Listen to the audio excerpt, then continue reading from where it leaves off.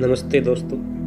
आज की कहानी है एक मज़दूर की। आइए शुरू करते हैं। घर की मालकिन जुबैदा ने सबको अपने अपने विचार तथा अपने अपने सफाई में कुछ बोलने का मौका दिया। जब मज़दूर की बारी आई तो जुबैदा ने मज़दूर को अपनी कहानी सबके सामने प्रस्तुत करने के लिए कहा। मज़दूर डरा हुआ था क्योंकि उसके पीछे एक शक्तिशाली युवा जो तेज़ धार तलवार लिए खड़ा था। मज़दूर अपनी कहानी सुनाने लगा। उसने कहा, अगर मेरे लिए पहली बार आना नहीं हुआ, किंतु मैं इस घर में पहले भी आ चुका हूँ। एक दिन की बात है जब मैं सुबह सुबह अपने काम की तलाश में जैसा ही हर रोज़ निकलता था वैसा ही उस दिन भी निकला और बाजार में कटोरा लेकर खड़ा हुआ था।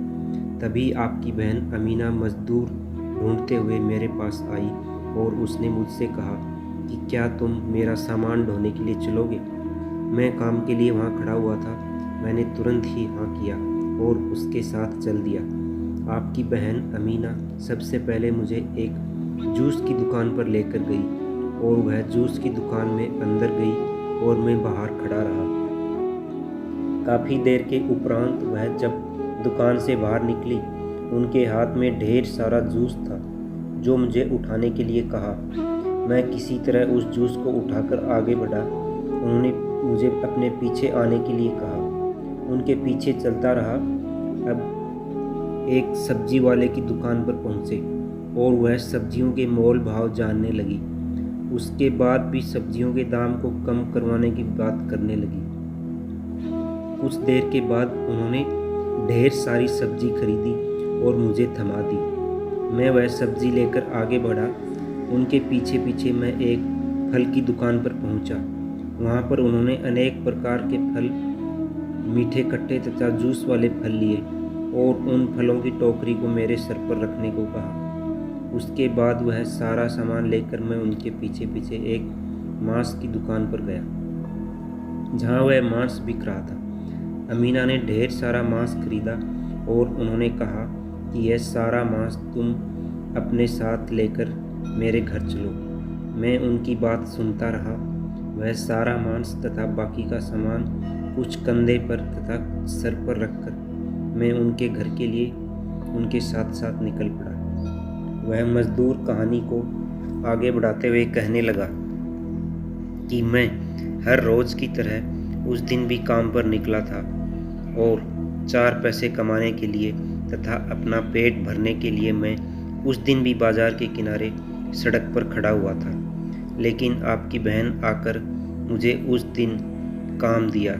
मैं अपना पेट पालने के लिए चुपचाप जैसा भी काम मिलता वह कर लेता था, क्योंकि मुझे अपना जीवन चलाना होता था। और जो सामान वह मुझे दे दी, मैं उनको लेकर उनके साथ घर आया। धन्य हो आप जैसे लोगों का कि आपने मुझे यहाँ पर रुकने दिया, आराम करने दिया और भोजन खिलाया। मुझे इससे ज़्यादा और क्या चाहिए। मैं गरीब हूँ, मैं एक मज़दूर हूँ। मैं इससे अधिक अपने सपने में भी नहीं सोच सकता। आप लोगों ने मेरे साथ बहुत अच्छा किया, लेकिन मुझे यह अभी तक समझ नहीं आ रहा है कि मैंने गलती कहाँ की। मुझसे क्या गलती हो गई कि आपने मुझे मारने का अर्थात मेरे गले को काटने का आदेश दे दिया। मेरे गले की तलवार से मैं इतना भयभीत नहीं हो रहा हूँ कि जितना आपने मेरे कार्य को गलत कहा, क्योंकि मैं हर रोज़ कमाकर खाने वाला व्यक्ति हूँ। मैं झूठ नहीं बोलता। जुबैदा ने कहा, मुझे तुम्हारी बातों में सच्चाई नज़र आ रही है। तुम सच बोल रहे हो या तुमने मानते हो। मज़दूर ने कहा, मैं अपनी जान दे सकता हूँ, लेकिन मैं झूठ नहीं बोल सकता, क्योंकि मैं एक मज़दूर हूँ और रोज़ कमा कर खाता हूँ। जुबैदा ने कहा, ठीक है, तुम यहाँ से निकल जाओ और दोबारा इधर मत आना। उसके गले से तलवार हटकर उसे बहुत अच्छा लगा और वो बहुत खुश हुआ।